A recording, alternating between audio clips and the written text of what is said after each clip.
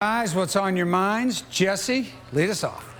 Well, I want to go back to something that Blair talked about. You know, the KU 79-73 victory over Kentucky. Just your run-of-the-mill victory with KU, winning by mixing up zone defenses. I mean, what's going on in Lawrence and with Bill Self? You know, it started with a four-guard look. Bill Self thought that he was going to play it maybe 10 to 15 minutes this year. Instead, he went a couple practices and decided this is the best way for his team to run offense. So he's adjusted in that way. And now mixing defenses to kind of flummox Kentucky, this is something that he doesn't like to do, as Blair mentioned earlier. So looking at this reminds me of something from last year. What team ran a four-guard offense, was great at driving and penetrating, great at making threes, and then I know the answer to that question. Had a defensive stopper in the middle? Villanova. And so we'll see if KU can do the same thing. There you go. Blair?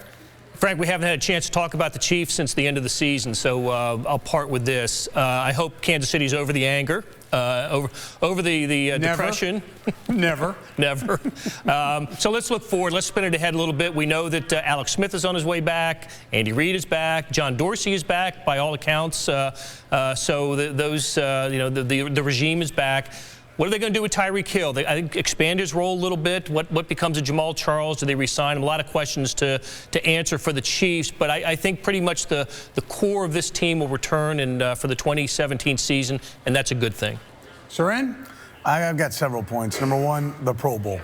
Why? Good, that's good. Why? I mean, just why? Need no further explanation on that one. No. Why? I mean, just absolutely awful.